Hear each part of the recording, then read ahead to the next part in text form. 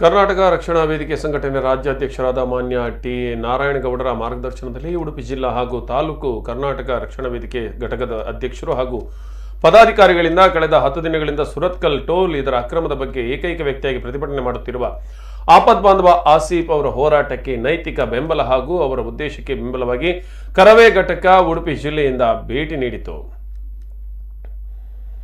ಹಾಗೂ ಬೆಂಬಲವನ್ನ ನೀಡಲಾಯಿತು। ಸುರತ್ಕಲ್ ಟೋಲ್ಗೇಟ್ ವಿಚಾರವಾಗಿ ಆಪದ್ಬಾಂಧವ ಆಸೀಫ್ ಇವರು ಟೋಲ್ಗೇಟ್ನ ಪ್ರತಿಭಟನೆ ನಿರ್ಮೂಲನೆಗೋಸ್ಕರ ಅವರ ಹೋರಾಟ ಇಲ್ಲಿ ಏನು ಟೋಲ್ಗೇಟ್ನಲ್ಲಿ ಒಂದಷ್ಟು ಅಕ್ರಮಗಳು ನಡೀತಾ ಇವೆ, ಇದು ಸರಿಯಾದ ಕ್ರಮ ಅಲ್ಲ ಅನ್ನುವುದನ್ನ ವಿರೋಧಿಸಿ ಈ ಒಂದು ಟೋಲ್ಗೇಟ್ ನಿರ್ಮೂಲನೆ ಆಗಬೇಕು ಅನ್ನುವಂತಹ ಒಂದು ವಿಚಾರಕ್ಕೆ ಸಂಬಂಧಿಸಿದಂತೆ ಅವರು ಪ್ರತಿಭಟನೆಯನ್ನು ಮಾಡ್ತಾ ಇದ್ರು। ಮಾತ್ರವಲ್ಲದೆ ಮುಂದಿನ ಹೋರಾಟದಲ್ಲಿ ನಾವು ಜೊತೆಗಿರುವರು ಎಂಬ ಧೈರ್ಯವನ್ನ ಕರವೇ ನೀಡಿದೆ।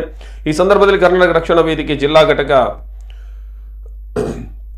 ಉಡುಪಿ ಜಿಲ್ಲಾಧ್ಯಕ್ಷರಾದ ಸುಜಯ್ ಪೂಜಾರಿ,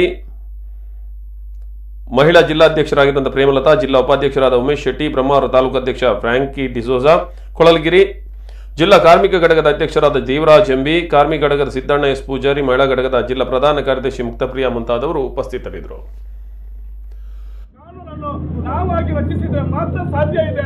ಯಾಕಂದ್ರೆ ಪ್ರಜಾಪ್ರಭುತ್ವದಲ್ಲಿ ಪ್ರಜನೇ ಪ್ರಭು ಅಂತ ಎಲ್ರಿಗೂ ಗೊತ್ತಾಗಬೇಕು।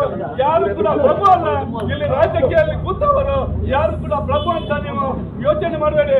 ಪ್ರಭುವೇ ನೀವು, ಪ್ರಜಾಪ್ರಭುತ್ವದಲ್ಲಿ ಇದ್ದುಕೊಂಡು ನೀವು ಇಲ್ಲಿ ಏನಾದ್ರೆ ಇಲ್ಲಿ ಹೋರಾಟ ನೋಡುದಾದ್ರೆ ನೀವು ನೋಡಿದವರಿಗೆ ಇಲ್ಲಿ ನೀವು ಮನಸ್ಸನ್ನು ಅವರದ್ದು ಯಾರಾದ್ರೆ ಇದ್ರೆ ಇಂಥದ್ದು ಒಂದು ಆಸೆ ಬಾಂಧವರದ್ದು ಹೋರಾಟ ನೋಡಿ ಪ್ರತಿಯೊಬ್ರು ಬನ್ನಿ, ಕೈ ಜೋಡಿಸಿರಿ, ನಮ್ಮ ಜೊತೆ ಸರಿ ಆದಷ್ಟು ಬೇಗ ದಕ್ಷಿಣ ಕನ್ನಡ ಯಾರ್ಯಾರು ದುಡ್ಡು ವಸೂಲು ಮಾಡಿ ಇದು ಸರ್ಕಾರಕ್ಕೆ ಅಂತ ಹೋಗುದು ಹಣ ಅಲ್ಲ, ಇದು ಎಲ್ಲರಿಗೂ ಗೊತ್ತಿದ್ದ ವಿಷಯ। ಪಾಪದವರು ಲೋನ್ ಮಾಡಿ ಟ್ಯಾಕ್ಸಿ ಬಿಟ್ಟು ಇನ್ನು ಮಂಗಳೂರಿಗೆ 8 ಕಿಲೋಮೀಟರ್ ಮತ್ತೆ ಟೋಲ್ ಕೊಡೋದು ತುಂಬಾ ಕಷ್ಟಕರದ ವಿಷಯ। ಇದನ್ನು ಮಾಡೋ ಬದಲು ಅವರು ಕಾಣದ ಕೈಗೆ ಯಾರಿದ್ದಾರೆ ನೋಡಿ ಹೋರಾಟ ಮಾಡುವಂತ ವ್ಯಕ್ತಿಯೊಟ್ಟಿಗೆ ನಾವು ಕರ್ನಾಟಕ ರಕ್ಷಣಾ ವೇದಿಕೆಯವರು ಅವರೊಟ್ಟಿಗೆ ಇದ್ದೇವೆ, ಅವರು ಕೂಡ ನಾವು ನ್ಯಾಯವನ್ನು ಒದಗಿಸಿಕೊಡ್ತೇವೆ ಅಂತ ಹೇಳಿ ಕರ್ನಾಟಕ